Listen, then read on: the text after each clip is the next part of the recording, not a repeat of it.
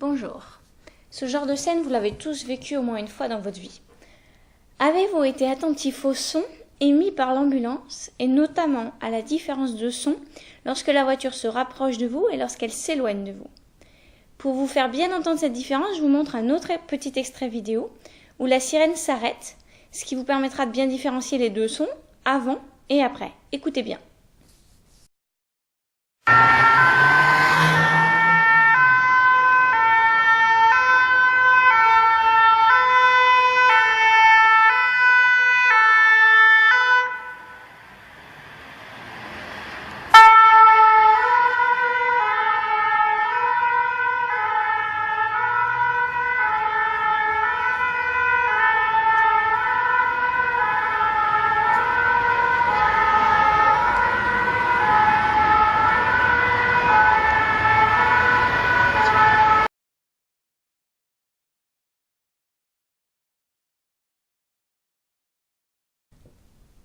Alors, vous l'avez entendu la différence?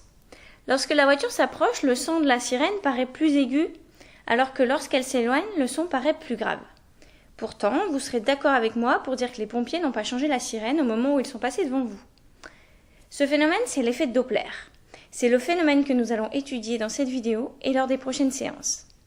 Doppler, c'est le nom du physicien autrichien qui a étudié cet effet dans les années 1800.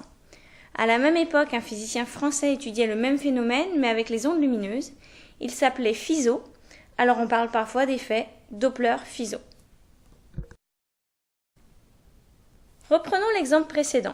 Lorsque l'ambulance se rapproche, j'entends un son plus aigu. Autrement dit, la fréquence est plus grande. Au contraire, lorsque l'ambulance s'éloigne, le son est plus grave. La fréquence est plus petite. Je vous laisse donc noter dans ce qu'il faut savoir la définition suivante.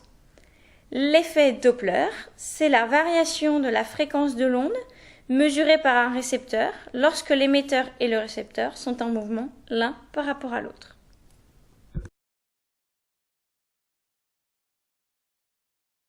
Pour bien comprendre, je vous donne un autre exemple. Regardons ce canard sur l'eau. Ces petits mouvements créent des ondes périodiques circulaires à la surface de l'eau. Chaque vague est donc espacée de la précédente d'une longueur que nous avons appelée longueur d'onde, puisqu'ici nous travaillons sur une photo, donc sur une représentation spatiale. Il s'agit de la périodicité spatiale. Maintenant, le même canard se déplace de droite à gauche. Pour un observateur situé devant, la longueur d'onde observée, lambda, c'est la distance entre deux crêtes, est plus petite que celle observée à l'arrière du canard. Or, lambda égale c fois t égale c sur f. Donc, f égale c sur lambda. Donc, la fréquence de l'onde devant le canard est plus grande que celle observée derrière. Donc, la fréquence est plus grande si le canard se rapproche et au contraire plus petite si le canard s'éloigne. On retrouve la même chose qu'avec l'ambulance. Allons plus loin. Lorsque le canard est immobile, pendant une période grand T, la longueur parcourue par l'onde est la période spatiale, donc lambda. Lorsque le canard se rapproche, pendant cette même durée grand T, le canard a lui-même parcouru une certaine distance. Si on appelle V canard la vitesse du canard, cette distance est égale à V canard fois T. C'est un peu comme si le canard aidait l'onde à se propager. Donc la distance entre deux vagues est la longueur d'onde initiale moins la distance parcourue par le canard. On a donc lambda prime égale lambda moins V canard fois T. En utilisant la relation lambda égale C sur F, avec C qui correspond à la célérité de l'onde, on a alors C sur F' égale C sur F moins V canard sur T. Je vais chercher à tout mettre sur le même dénominateur, je vais donc avoir C sur F' égale C moins V canard sur F. Avec un produit en croix, on obtient F' égale F fois C sur C moins V canard. La démonstration et le résultat ne sont pas à connaître par cœur. Par contre, il faut l'avoir bien comprise pour être sûr de pouvoir le refaire si besoin. Pour voir si vous avez bien compris, j'essaye de vous demander de trouver l'expression de la fréquence F' de l'onde reçue par un observateur qui voit cette fois le canard s'éloigner.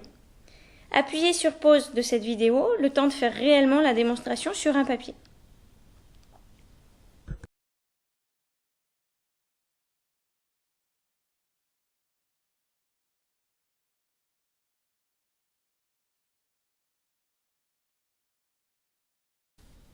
Vous devez avoir trouvé un résultat analogue au précédent en remplaçant simplement le moins par un plus.